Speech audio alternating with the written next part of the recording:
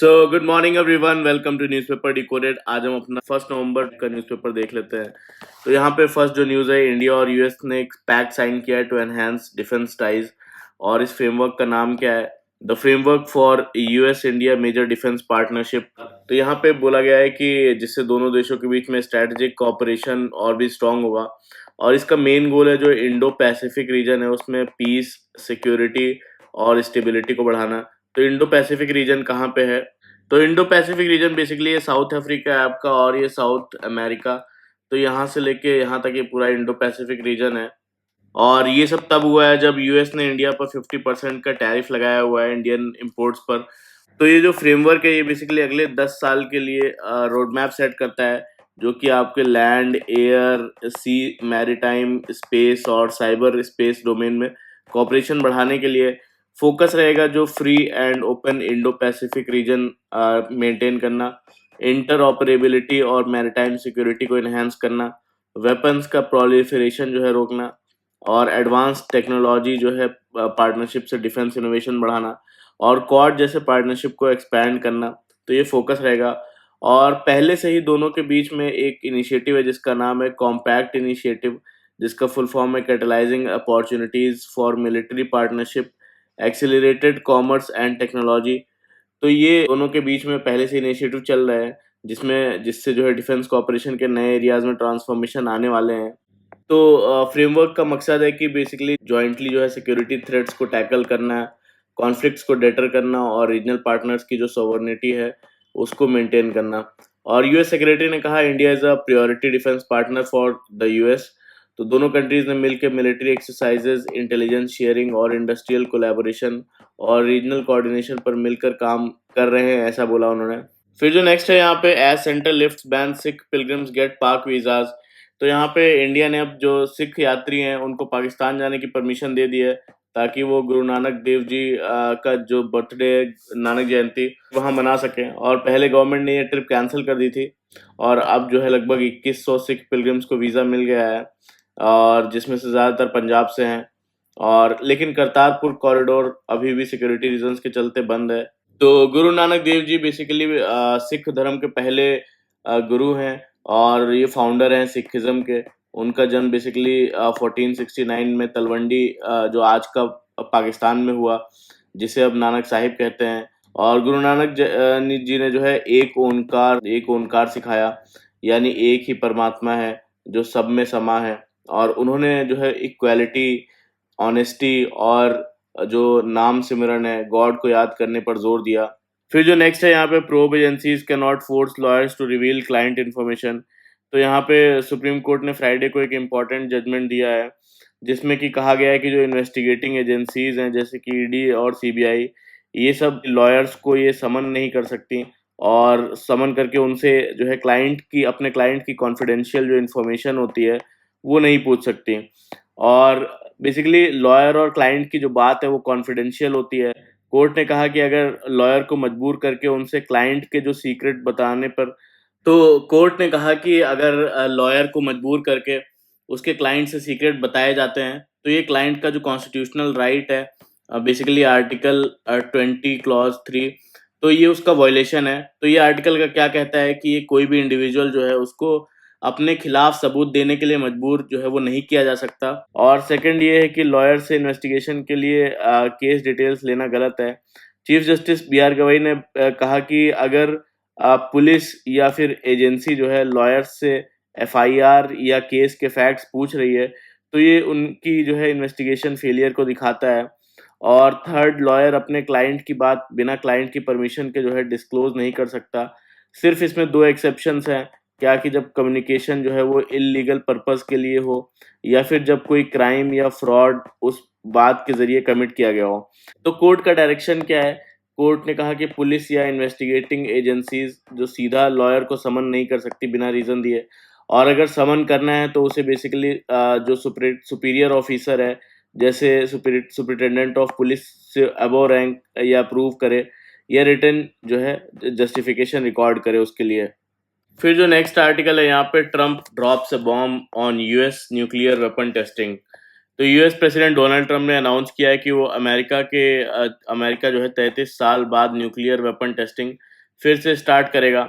और ये डिसीजन दुनिया के लिए बहुत डेंजरस और कंफ्यूजिंग सिग्नल है, क्योंकि इसका मतलब है कि एक नया न्यूक्लियर आर्म रेस जो है वो शुरू हो सकता है। और क्यों हुआ है ये अनाउंसमेंट? और ये बात तब आई है जब रशिया ने क्या किया है कि एक न्यूक्लियर कैपेबल मिसाइल का टेस्ट किया है। और ट्रंप ने ये भी पोस्ट उसी दिन किया जब उनकी चाइना के प्रेसिडेंट जी जिनपिंग से मीटिंग हुई। मतलब पावर शो करने के लिए टाइमिंग जो है डेलिबरेट थी। इससे इफेक्ट क्या पड़ेगा बेसिकली कि जो यूएस जो है न्यूक्लियर टेस्टिंग स्टार्ट कर रहा है, तो चाइना और रशिया भी टेस्टिंग रिज्यूम कर सकते हैं, स्टार्ट कर सकते हैं। और ये दोनों जो है बेसिकली न्यू और एडवांस टैक्टिकल न्यूक्लियर वेपन्स बनाने लग सकते हैं दोनों। और इससे जो है आर्म रेस बढ़ेगा और जो ग्लोबल पीस और सिक्योरिटी को जो है इस पर खतरा पड़ेगा। तो इससे ट्रीटीज पर क्या असर पड़ेगा? तो जो पहली ट्रीटी है, comprehensive nuclear test ban treaty, तो यूएस ने कभी फॉर्मली इसे रेटिफाई जो है वो नहीं किया है, पर 1990 से सब कंट्रीज ने टेस्टिंग जो है बंद कर रखी थी। और अब अगर यूएस जो है न्यूक्लियर ये जो इस चीज़ को ब्रेक करेगा और फिर से न्यूक्लियर टेस्टिंग करेगा, तो बाकी देश भी अपनी जो है टेस्टिंग जस्टिफाई करेंगे। और सेकंड जो है नॉन प्रोलिफरेशन ट्रीटी, इसका मेन आइडिया था कि न्यूक्लियर वेपन का जो है डिसआर्मामेंट किया जाएगा और बाकी देश जो है वो न्यूक्लियर वेपन्स नहीं बनाएंगे। और अब ट्रंप का जो डिसीजन है वो ग्रैंड बार्गेन को तोड़ता है, यानी नॉन न्यूक्लियर देश कहेंगे कि जब बड़े देश रूल तोड़ रहे हैं तो हम क्यों ना फॉलो करें। और थर्ड जो ट्रीटी है वो बेसिकली न्यू स्टार्ट ट्रीटी है, और जो बेसिकली रशिया और यूएस के बीच की ट्रीटी है। तो 2026 में ये एक्सपायर होने वाला है। अब इसका रिन्यूअल और भी मुश्किल हो जाएगा। तो ये ट्रीटी क्या करता था कि यूएस और रशिया के बीच जो आर्म्स कंट्रोल एग्रीमेंट है, जैसे कि न्यूक्लियर वॉरहेड्स हो गए, मिसाइल्स लॉन्चर्स की जो काउंटिंग है वो लिमिट करता था और म्यूचुअल इंस्पेक्शन भी अलाउ करता था। और इससे फिर ग्लोबल इम्पैक्ट की बात करते हैं कि एशिया में चेन रिएक्शन हो जाएगा। अगर चाइना टेस्ट करेगा तो इंडिया भी टेस्ट कर सकता है, फिर पाकिस्तान भी टेस्ट करेगा और फिर पूरा साउथ एशिया अनस्टेबल हो सकता है। और जो यूएस के अलाइज हैं जैसे जापान हो गया, साउथ कोरिया हो गया, तो ये भी अपनी सिक्योरिटी और डेटरेंस पॉलिसी फिर रीथिंक करेंगे। और क्या सॉल्यूशन हो सकता है इसका? तो सॉल्यूशन में बताते हैं कि कंट्रीज़ को फिर से ग्लोबल डायलॉग स्टार्ट करना चाहिए, और जो डिसआर्मामेंट है या नो फर्स्ट यूज़ पॉलिसी है, उसको फिर से इस पे डायलॉग स्टार्ट करना चाहिए। और जो यूएस, रशिया और चाइना को मिलकर आर्म कंट्रोल टॉक्स करनी चाहिए। और जो न्यूक्लियर प्रोलिफरेशन ट्रीटी है उसका ट्रस्ट रिस्टोर करने के लिए सबको एक बाइंडिंग कमिटमेंट देना होगा, और कि वो फिर कभी जो है पहले न्यूक्लियर यूज़ वो नहीं करेंगे। तो ये सब इस पूरे आर्टिकल में बोला जा रहा है। फिर जो नेक्स्ट न्यूज़ है यहाँ पे, census self enumeration trial to begin in selected areas today. तो इंडिया में जो पॉपुलेशन सेंसस 2027 के लिए एक डिजिटल सेल्फ एन्यूमरेशन सिस्टम का टेस्ट सैटरडे से स्टार्ट हो गया है। और सेल्फ एन्यूमरेशन क्या होता है? पहले क्या होता था कि सरकार के इन्यूमरेटर्स जो होते थे, यानी गवर्नमेंट ऑफिशियल्स, वो घर घर जाकर सवाल पूछते थे, जैसे लोग कितने रहते हैं, उनकी एज क्या है, एजुकेशन क्या है। और अब सेल्फ इन्यूमरेशन में क्या होगा कि आपको एक ऑफिशियल जो वेबसाइट या मोबाइल ऐप पे जो है वो अपनी डिटेल्स को फिल कर सकते हैं। और जो क्वेश्चंस रहेंगे सेंसस में, लगभग 30 क्वेश्चंस पूछे जाएंगे, जैसे कि घर का टाइप क्या है, और जो वाटर का सोर्स क्या है, light, toilet, fuel, TV, computer है कि नहीं, मोबाइल, हाउस होल्ड मेंबर्स की डिटेल। तो ये सब टाइप के 30 क्वेश्चंस रहेंगे। और ये 2 फेजेस में कंडक्ट होगा सेंसस 2027 जो है। पहला phase house listing and housing census, और ये बेसिकली टेस्ट फेज अभी हो रहा है। और सेकंड है पॉपुलेशन इन्यूमरेशन, जो कि अप्रैल 2026 से बेसिकली फरवरी 2027 तक चलेगा।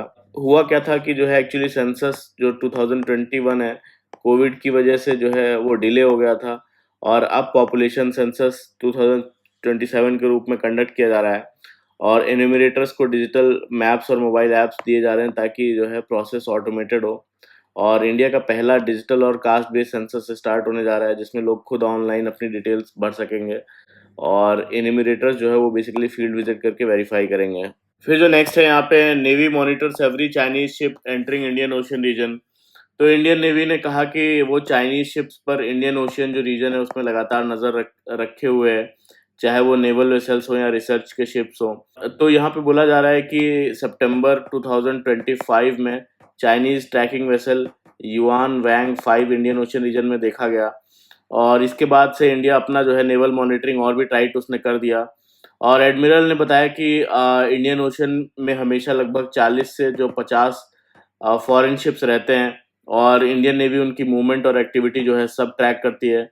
उन्होंने कहा इंडियन ओशियन दुनिया के लिए ट्रेड और ऑयल ट्रांजिट का मेन रूट है, इसलिए हमेशा अलर्ट रहना ज़रूरी है। तो यहाँ पे इंडियन ओशियन की बात करें तो यहाँ पे इंडिया का जो 95% ट्रेड बाई वॉल्यूम है और 70% ट्रेड बाई जो वैल्यू है वो सी रूट से गुजरता है। तो इंडियन ओशियन अगर सिक्योर नहीं है तो इंडिया की जो इकोनॉमी है और जो एनर्जी सप्लाई दोनों रिस्क में पड़ जाएगा।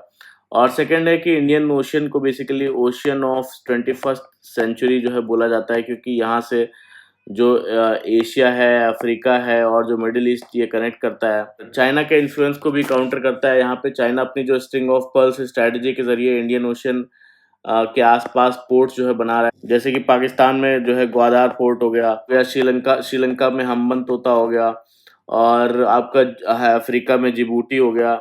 और तो इसलिए इंडिया के लिए ज़रूरी है कि वो अपना नेवल प्रेजेंस और सर्विलेंस यहाँ स्ट्रांग रखे ताकि चाइनीज़ एक्सपेंशन को चेक किया जा सके। और इंडियन ओशियन से बेसिकली जो अफ्रीका है, साउथ ईस्ट एशिया है और जो मिडिल ईस्ट है वो कनेक्ट का डायरेक्ट मैरीटाइम लिंक है। तो इस जो सागरमाला प्रोजेक्ट है या फिर महासागर विजन है उसके ज़रिए इंडिया अपनी पोर्ट कनेक्टिविटी और कोस्टल इकोनॉमी को बढ़ा रहा है। और इंडियन ओशियन बेसिकली जो पॉली मेटालिक नोड्यूल्स हैं, जो मैंगनीज नोड्यूल्स भी जिनको कहा जाता है, ये इंडियन ओशियन उसके लिए एक बहुत अच्छा इंपॉर्टेंट रिसोर्स है। और तो ये मेटल जो है basically battery manufacturing, electric vehicle, solar panel, wind turbine और हाई टेक इलेक्ट्रॉनिक्स के लिए बहुत ज़रूरी है। और अभी क्या है, अब अपकमिंग जो है इंटरनेशनल मैरीटाइम इवेंट्स जो है जो इस विशाखापट्टनम में होने वाले हैं, जिसमें कि इंटरनेशनल फ्लीट रिव्यू 2026, एक्सरसाइज मिलन 2026 और जो Indian ocean naval symposium conclave होने वाला है चीफ्स का। तो टोटल 55 कंट्रीज इंक्लूडिंग यूएस और रशिया ने अपनी पार्टिसिपेशन जो है इसके लिए कंफर्म किया है। और इन सब इवेंट्स का थीम है बेसिकली महासागर विजन। एम क्या है इसका, बेसिकली इंक्लूसिव मैरीटाइम ग्रोथ और रीजनल कोऑपरेशन को बढ़ाना। फिर जो नेक्स्ट न्यूज़ है यहाँ पे, union health ministry gets 3 Guinness world records. तो यहाँ पे यूनियन हेल्थ मिनिस्ट्री ने अपना जो स्वस्थ नारी सशक्त परिवार अभियान है, इसके तहत 3 गिनीज वर्ल्ड रिकॉर्ड जीते, जिसका एम क्या है बेसिकली जो वुमेन्स है उसकी हेल्थ अवेयरनेस और अर्ली डिजीज डिटेक्शन को प्रमोट करना है, स्पेशली जो ब्रेस्ट कैंसर स्क्रीनिंग है और प्रिवेंटिव हेल्थ केयर के ज़रिए। तो यहाँ पे बेसिकली क्या-क्या 3 चीज़ों में मिला इनको अवार्ड। सबसे ज़्यादा लोगों का हेल्थ केयर प्लेटफॉर्म पर रजिस्ट्रेशन 1 महीने में लगभग 3.21 करोड़ लोगों ने रजिस्टर किया, जिसमें ब्रेस्ट कैंसर स्क्रीनिंग की बात करें तो ये सबसे ज़्यादा लोगों का ऑनलाइन साइन अप 1 हफ्ते में हुआ, जिसमें कि 9.94 लाख वुमेन्स ने रजिस्टर किया। और जो वाइटल स्क्रीनिंग्स होती हैं जैसे बीपी, शुगर के लिए सबसे ज़्यादा लोगों का साइन अप 1 हफ्ते में हुआ, जो कि 1.25 लाख पार्टिसिपेंट्स ने रजिस्टर किया 1 हफ्ते में। इसके लिए इनको Guinness book of world record जो है मिला है। फिर जो नेक्स्ट न्यूज़ है यहाँ पे, ASHA workers to end strike in front of Kerala secretariat. तो आशा वर्कर्स बेसिकली इनका फुल फॉर्म क्या है, एक्रेडिटेड सोशल हेल्थ एक्टिविस्ट। तो ये basically community level women health workers होती हैं जो इंडिया के विलेजेस और जो अर्बन स्लम्स में लोगों तक जो बेसिक हेल्थ सर्विसेज और अवेयरनेस जो है वो पहुंचाती हैं। तो ये ट्रेंड वुमेन वॉलंटियर होती हैं और इन्हें basically national rural health mission जो के अंडर जो अपॉइंट किया गया था, और हर जो है 1000 पॉपुलेशन पे एक आशा वर्कर होती है।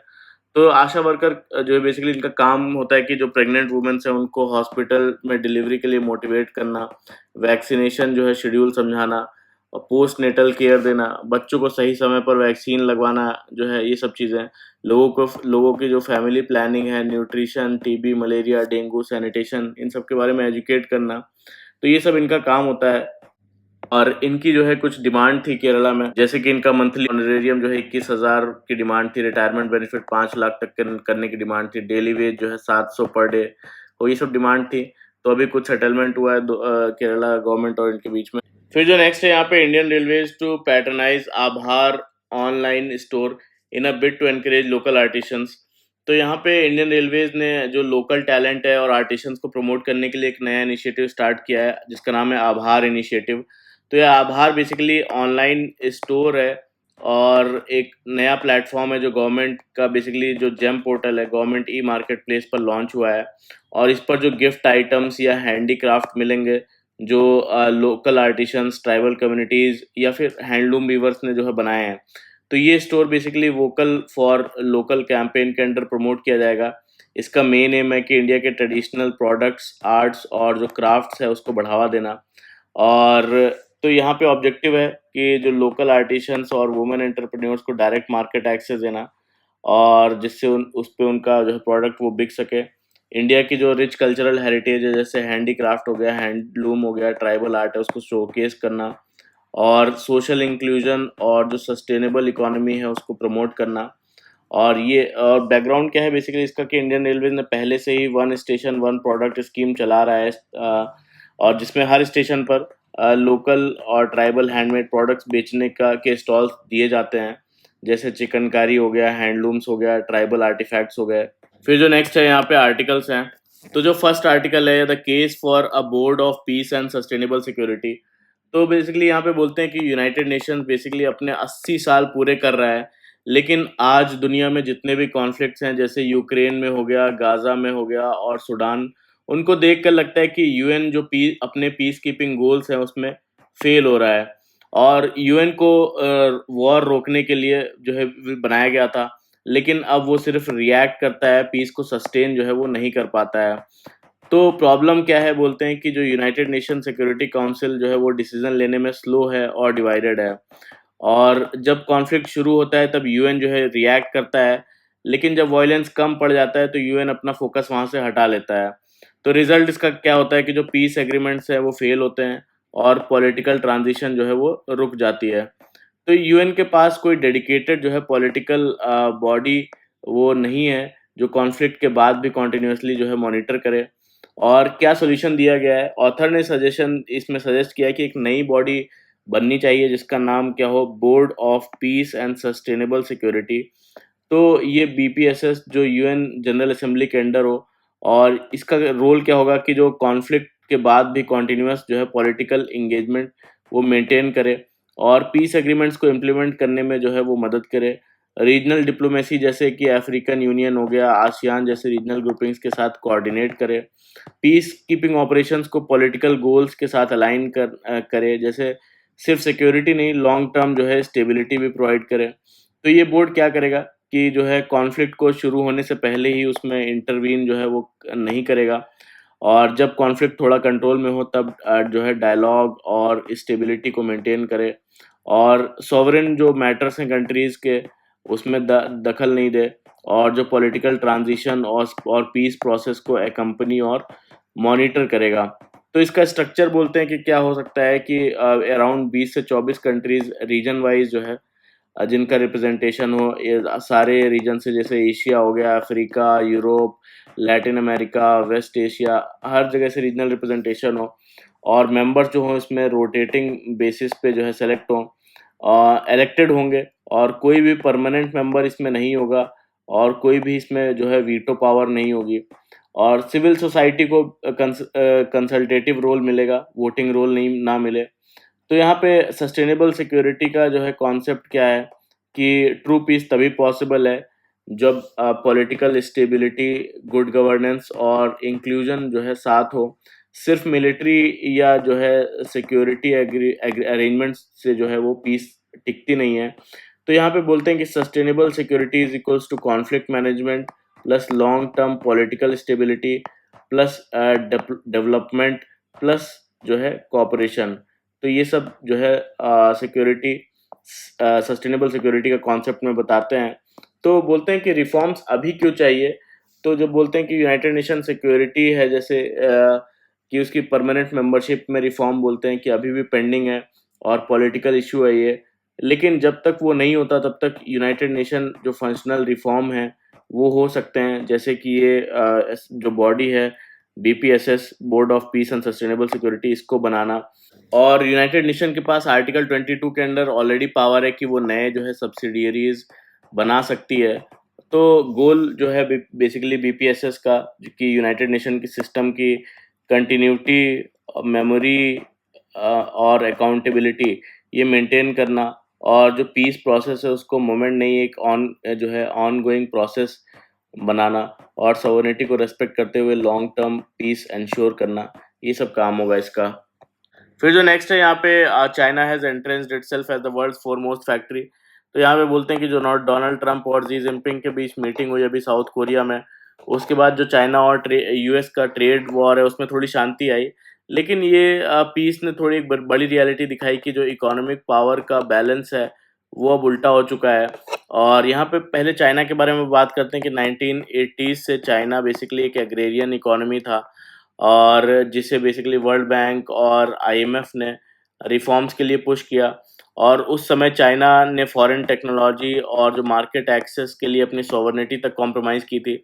लेकिन धीरे-धीरे चाइना ने जो है मैन्युफैक्चरिंग डेप्थ, चीप लेबर और ग्लोबल सप्लाई चेन्स के ज़रिए दुनिया का इंडस्ट्रियल हब बन गया। और आज जो है दुनिया के प्रोडक्ट्स का जो है फैक्ट्री फ्लोर चाइना है। तो यूएस की प्रॉब्लम क्या है कि अमेरिका पहले बेसिकली ग्लोबल ट्रेड और जो है टेक्नोलॉजी का लीडर था, लेकिन अब उसका जो है शॉर्ट टर्म पॉलिटिकल माइंडसेट, यानी 4 साल का इलेक्शन साइकिल एक ऐसे देश से जो है कम्पीट कर सकता है जो डिकेड्स अहेड प्लानिंग करता है, जैसे कि चाइना। तो फिर उसके बाद में यहाँ पे बोलते हैं ट्रम्प ने कुछ टैरिफ्स रिड्यूस किए चाइना के ऊपर, और चाइनीज़ कंपनीज़ को नो ट्रेड लिस्ट से टेम्परेरी हटाया। चाइना ने प्रॉमिस किया कि जो है यूएस के जो फार्म प्रोडक्ट्स हैं, स्पेशली सोयाबीन खरीदेगा, और जो क्रिटिकल मिनरल्स एक्सपोर्ट जो है वो रिलैक्स करेगा, जैसे कि रेयर अर्थ मेटल्स हैं उनको। तो यहाँ पे यूएस का ट्रेड डेफिसिट चाइना के साथ 30% तक कम हुआ है, लेकिन ये सिर्फ ऑप्टिकल सक्सेस था। मतलब प्रोडक्शन चाइना से शिफ्ट होकर कहाँ पे वियतनाम, मेक्सिको, आसियान कंट्रीज चली गई, जिसे फ्रेंड शोरिंग बोलते हैं। और यूएस जो है कंज्यूमर्स और इम्पोर्टर्स ने यूएस के जो कंज्यूमर्स और इम्पोर्टर्स ने टैरिफ का असली बर्डन जो है उसको झेलना पड़ा, और उनके लिए चीज़ें महंगी हो गई, और चाइना ने न्यू मार्केट्स ढूंढ ली, अपनी प्राइसिंग एडजस्ट कर ली। तो ह्यूमन इम्पैक्ट क्या हुआ इस पे कि यूएस में फार्मर सबसे ज़्यादा अफेक्टेड हुए, क्योंकि चाइना ने रिटेलिएटरी टैरिफ्स जो है उन्हीं पर लगाए, जैसे सोयाबीन और कॉर्न पे। और चाइना में बेसिकली एक्सपोर्ट हब्स जैसे कि गुआंगडोंग हो गया, सुजू पर इम्पैक्ट हुआ, लेकिन बीजिंग ने स्टिमुलस और डुअल सर्कुलेशन पॉलिसी से इकोनॉमी को बैलेंस कर लिया। तो अमेरिका अब दुनिया का सबसे बड़ा कंज्यूमर मार्केट है, लेकिन चाइना जो है वो दुनिया का फैक्ट्री बन गया है और सप्लाई चेन पावर हाउस, जिससे जो है जिसके पास क्रिटिकल मिनरल्स और एडवांस टेक्नोलॉजी पर ग्लोबल कंट्रोल है। तो जो यूएस और चाइना का ट्रेड वॉर है उसने दिखाया कि पावर बैलेंस बदल गया है। अमेरिका खरीदता है, चाइना बनाता है। ट्रंप के टैरिफ वॉर से ज़्यादा नुकसान यूएस के फार्मर्स को हुआ, जबकि चाइना ने अपना अपना इंडस्ट्रियल डोमिनेंस और ग्लोबल सप्लाई चेन जो है कंट्रोल किया, और भी मजबूत जो है उसे कर लिया। जो नेक्स्ट आर्टिकल है यहाँ पे, there must be intolerance of sexual violence with supporters for survivors. तो फ्रांस ने एक हिस्टोरिक लॉ पास किया है कि अब एक नए कानून पास किया है जिसमें कहा गया है कि जो हर सेक्सुअल एक्ट है जो बिना किसी कंसेंट के वो रेप माना जाएगा। यानी अगर किसी भी वुमेन के साथ उसकी मर्जी के बिना सेक्सुअल एक्ट होता है, चाहे वायलेंस, थ्रेट या ड्रग यूज हो, तो वो जो है क्राइम रेप होगा।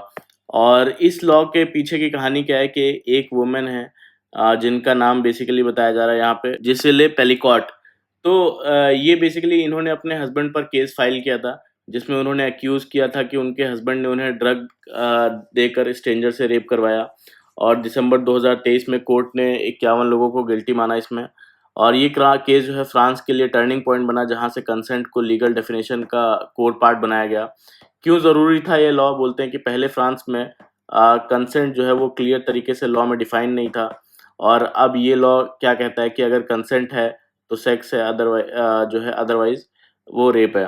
तो ये वुमेन की जो ऑटोनॉमी है और जो सेफ्टी है उसके लिए एक माइलस्टोन है।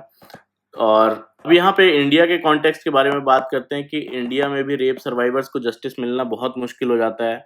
और नेशनल क्राइम रिकॉर्ड्स ब्यूरो जो 2018 से 2022 के डेटा की बात करें, तो रेप कन्विक्शन जिसमें कि सज़ा मिली है, rape cases versus rape conviction जिसमें सज़ा मिलती है, उसमें सिर्फ 27-28% के बीच में है जिनमें सज़ा मिलती है। और ऊपर से कई बार पॉलिटिकल लीडर्स या जो सोसाइटी सर्वाइवर्स को ही जो है ब्लेम कर देते हैं। और इंडिया के लिए जो भारतीय न्याय संहिता का जो सेक्शन 129 है, उसमें क्रिमिनल फोर्स डिफाइन किया है। लेकिन कंसेंट को जो है कोर प्रिंसिपल बनाना अभी भी ज़रूरी है।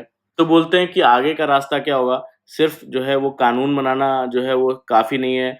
सोसाइटी को जो है अपनी सोच बदलनी होगी, जेंडर रोल्स और पैट्रियार्की को चैलेंज करना होगा, पुलिस को और सेंसिटिव जो है ट्रेनिंग देनी होगी, सर्वाइवर्स के लिए साइकोलॉजिकल और फाइनेंशियल सपोर्ट का सिस्टम बनाना होगा, स्कूल्स में जो है अर्ली अवेयरनेस प्रोग्राम्स स्टार्ट करने होंगे। तो अब हर गवर्नमेंट का ड्यूटी है कि वो सेक्सुअल वायलेंस के लिए ज़ीरो टॉलरेंस पॉलिसी अपनाए और सर्वाइवर्स के साथ एम्पैथी और जस्टिस के साथ जो है वो खड़े रहे। फिर जो नेक्स्ट न्यूज़ है, यहाँ पे new IIP unit to play a vital role says Goyal. तो यहाँ पे इंडियन इंस्टीट्यूट ऑफ पैकेजिंग के ने अपना जो है बेसिकली न्यू सेंटर बेंगलुरु में लॉन्च किया है। और ये इंडियन इंस्टीट्यूट ऑफ पैकेजिंग क्या है? ये एक ऑटोनोमस बॉडी है जो मिनिस्ट्री ऑफ कॉमर्स और इंडस्ट्री के अंडर जो है वो काम करती है। और ये सेंटर का काम क्या है कि जो पैकेजिंग हो, पैकिंग एजुकेशन है, रिसर्च, ट्रेनिंग और सर्टिफिकेशन के लिए बनाया गया है। एम है कि इंडिया को ग्लोबल पैकेजिंग इनोवेशन हब बनाना। ये centre basically AI enabled testing, data analytics और सब इंटीग्रेटेड रहेगा यहाँ पे। और गोल है कि पैकिंग जो इंडस्ट्री है उसके लिए इनोवेशन और रिसर्च इकोसिस्टम क्रिएट करना, स्टूडेंट्स और प्रोफेशनल्स को हैंड्स ऑन ट्रेनिंग और सर्टिफिकेशन देना। फिर जो नेक्स्ट है, यहाँ पे जी tech centre stage at APEC meeting Asia Pacific economic cooperation promise to defend global free trade. तो APEC क्या है? बेसिकली ये एक रीजनल इकोनॉमिक फोरम है जिसमें 21 मेंबर्स कंट्रीज हैं, जैसे चाइना, यूएस, जापान, ऑस्ट्रेलिया और आसियान के कंट्रीज हैं कई सारे। और इंडिया यहाँ पे ऑब्जर्वर स्टेटस में है, इंडिया का है। इसका मेन गोल है कि जो फ्री ट्रेड, इकोनॉमिक ग्रोथ और रीजनल कॉपरेशन जो है उसको बढ़ाना एशिया पैसिफिक रीजन में। और ये जो APEC है ये बेसिकली 40% पॉपुलेशन जो वर्ल्ड की है उसको रिप्रेजेंट करता है और जो half of the global trade को रिप्रेजेंट करता है। तो अभी क्या है कि चाइना के प्रेसिडेंट जी जिनपिंग ने APEC समिट में कहा कि चाइना जो है ग्लोबल फ्री ट्रेड और जो कॉपरेशन को डिफेंड करेगा, जबकि यूएस प्रेसिडेंट डोनाल्ड ट्रम्प ने ये फोरम जो है वो स्किप कर दिया। और APEC की एक मीटिंग कहाँ हुई? साउथ कोरिया में हुई है। कहाँ पे? ग्योंगजू में। ट्रम्प ने बताया कि उनकी मीटिंग जो जी जिनपिंग के साथ हुई वो एक रोरिंग सक्सेस थी, जिसमें यूएस ने कुछ टैरिफ्स रिड्यूस करने का वादा किया। चाइना ने कहा कि वो रेयर अर्थ एक्सपोर्ट जो है अलाउ करेगा और अमेरिकन सोयाबीन खरीदेगा। जी जिनपिंग ने क्या कहा? जी जिनपिंग बोले कि जो है हम ग्रीन इंडस्ट्रीज और क्लीन एनर्जी में कॉपरेशन बढ़ाना चाहते हैं और मल्टीलेटरल ट्रेड सिस्टम को सपोर्ट करेंगे, फॉरेन इन्वेस्टमेंट के लिए ओपन है। उनका जी जिनपिंग का कोट है कि जो भी चाइनीज़ मार्केट में इन्वेस्ट करेगा वो अपना फ्यूचर जो है वो सिक्योर करेगा, यानी कि investing in China is the future is the future. फिर जो नेक्स्ट न्यूज़ है, यहाँ पे Trump surprise order to test nuclear weapon triggers global tensions. तो यूएस के प्रेसिडेंट डोनाल्ड ट्रम्प ने अनाउंस किया है कि अमेरिका जो है 33 साल बाद न्यूक्लियर वेपन टेस्टिंग जो है दोबारा शुरू करेगा, जिससे दुनिया भर में जो है ग्लोबल टेंशंस बढ़ गए हैं। और ये अनाउंसमेंट उन्होंने जो है चाइना के प्रेसिडेंट जी जिनपिंग से मीटिंग से पहले साउथ कोरिया में किया। और अभी क्लियर नहीं है कि टेस्टिंग का रियल मतलब है रियल जो एक्सप्लोजन है या सिर्फ टेस्टिंग। तो यूएस के जो डिफेंस सेक्रेटरी हैं उन्होंने कहा कि ये डिसीजन जो है सिक्योरिटी और जो डेटरेंस है उसके लिए ज़रूरी है। लेकिन ईरान, चाइना, जापान और यूनाइटेड नेशन ने इस स्टेप को इररिस्पॉन्सिबल और डेंजरस बताया है। और जो बेसिकली सीटीबीटी ट्रीटी है, comprehensive nuclear test ban treaty, तो इसके तहत सब न्यूक्लियर टेस्टिंग बैंड है। लेकिन ट्रम्प के मूव से जो है न्यूक्लियर आर्म रेस वो का खतरा बढ़ गया है। एक्सपर्ट्स कह रहे हैं कि दुनिया को फिर से एटॉमिक डिजास्टर का रिस्क हो सकता है। तो ये था पूरा आज का हमारा द हिंदू का न्यूज़ डिस्कशन। तो कैसा लगा बताइएगा, लाइक करिएगा मेरा वीडियो, कमेंट करके बताइएगा कैसा लगा, सब्सक्राइब भी कर लीजिएगा मेरा channel. Thank you very much for the discussion.